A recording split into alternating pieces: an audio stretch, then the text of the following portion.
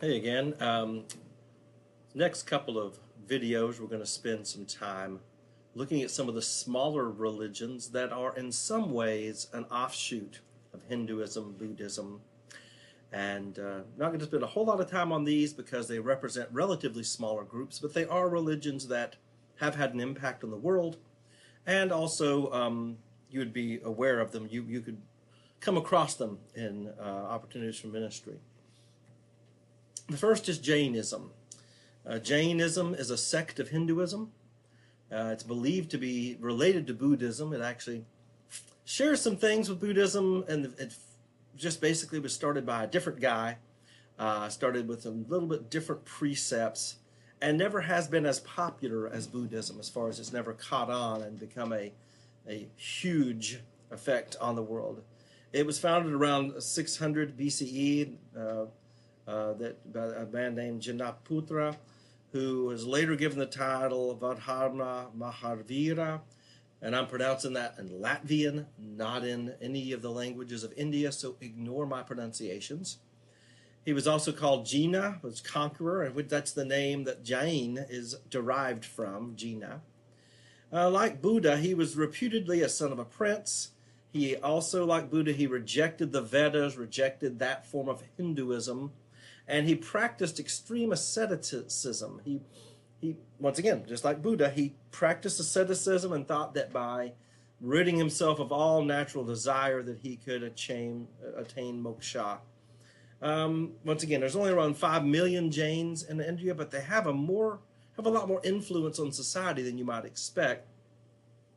And it's because they were a very vigorous community.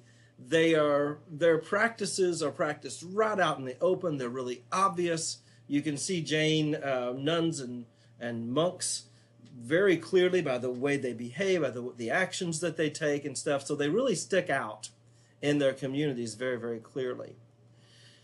Their beliefs, basically, they believe that sentient, feeling life, and you see I have those words they're capitalized, and they're capitalized on purpose because that's how they see it. Sentient, feeling life dwells in all that exists. Basically, gods, humans, animals, plants, stones, dust, air. There is sentient life everywhere, feeling life everywhere. And there's also this feeling life. The word jivas kind of represents this idea, the souls, or this feeling life that exists, this particles of life. And just like everything else in Hindu-based religions, this jivas are entrapped in material shells of these substances as a result of karma. Now, it's not their karma. It's any evil, violence, or actions that are based on desire. Evil actions, violent actions, or actions based on desire create a material coating that covers these souls and thereby condemns them to the suffering incumbent upon material existence. So literally, little dust mites, little bugs, everything, it's all wrapped up in this evil violence that's basically material shells that are formed on it that forces it to stay here. But moral, non-violent deeds help to liberate these jivas, even from humans, but also from animals and even insects, allowing them to experience moksha. So they focused. They have this. They teach the strictest of all commitments to nonviolence. I watched a video that I have a link to on the main page on this, and they talked about how that they're so committed to nonviolence that they would not even kill an animal to put it out of its suffering. So they believe in nonviolence in thought, in word, in deed. They should not even wish harm on any living being, not even do no harm to an insect, elephant, or human being. You cannot even speak a word that might harm another. So this whole concept of nonviolence is not, we're going to see on the next slide that they take this to some extreme levels. Nonviolence is their code, it is their central belief, and they practice it in every way that could be imagined, in ways that I would not have imagined. Now, since they cannot take up trades involving violence, they are often involved in business. Now, when I say that, I'm referring to not the nuns and the monks, because they spend their life practicing Jainism, but there also are laymen and lay women, and these laymen and lay women are often involved in business, and they do businesses that would keep them from ever having to do harm or having to do anything that would be considered to be violent. And each person is responsible for their own salvation by practicing this nonviolence to the form they possibly can. And once again, they're still stuck on the well of samsara, just like in Hinduism. They have to live this life, live through the suffering of this life while doing no harm, while having no violence in thought, word, of action, so that perhaps next time around they'll have a better life and they will continue to do it. If they will do this long enough, they will be free. So what are some of the practices? Now, once again, we're focusing on the practices of the monks and nuns because they follow very strict rules of conduct, including one of the things, and this is distinctive to Jainism, is walking barefoot. And they walk barefoot and they watch carefully where they put every time they walk. They make sure that they don't step on an insect. They would walk so carefully that not to step on an ant, not to step on a beetle, not to step on anything that might inadvertently kill it, because it doesn't matter if you have intent. It's not just the intention, it's the fact that this violence has happened is all that matters. Whether it was intentional or not is meaningless. Nuns and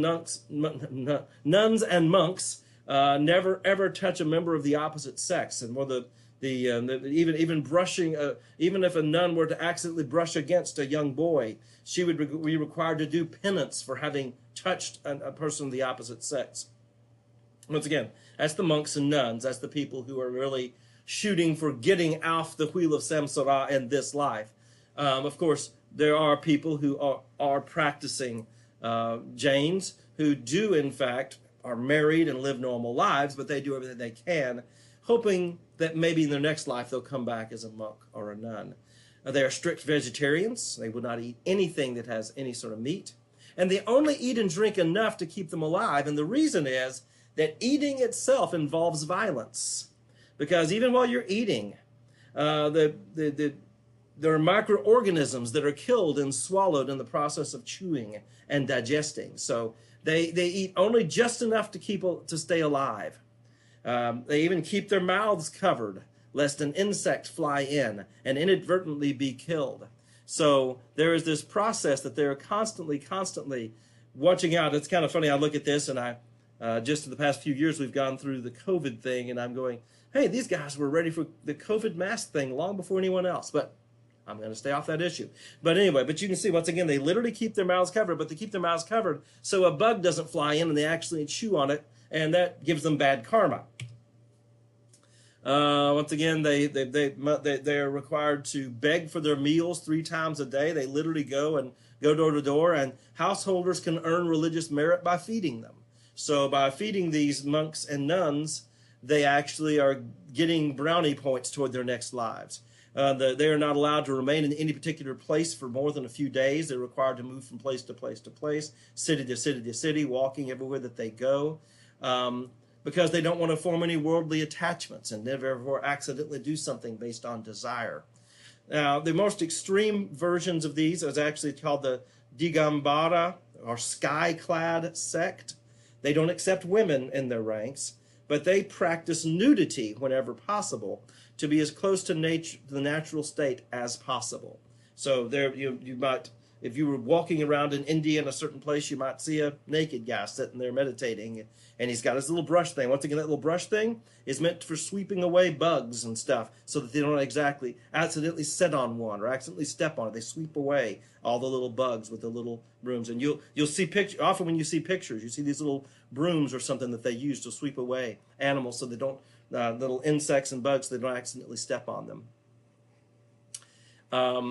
One of the symbols, and this isn't, the symbol is, we call it the swastika. In Latvian, it's called the Ugunskrust. It's also popular there because India actually, somehow Indians ended up in Latvia. Still don't know how that happened, but the people who are the traditional Latvian people are originally from India. So we have the swastika there too. But you'll see the swastika symbol all over India in different places, painted on doors and on symbols and on flags.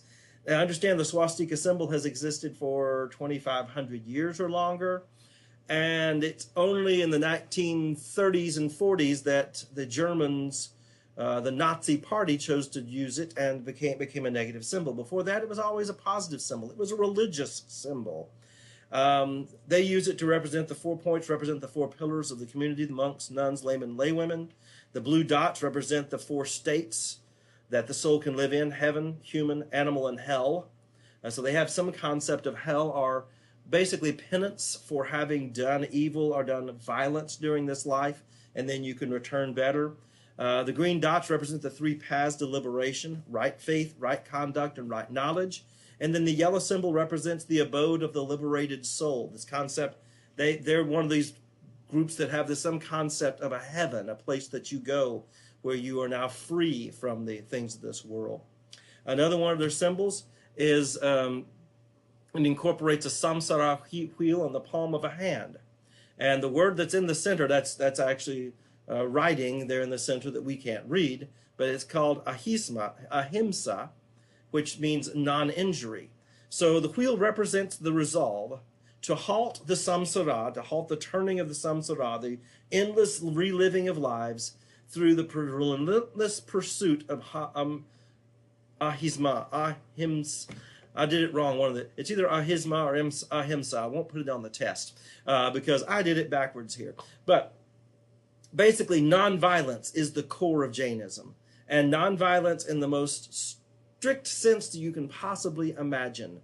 So by doing nonviolence, by not performing any acts of violence or any acts based on any sort of evil desire, they will set themselves free from the wheel of samsara. That's about all we have on that particular one. So we will just pick up on one of the other sects that come from Hinduism in our next lecture.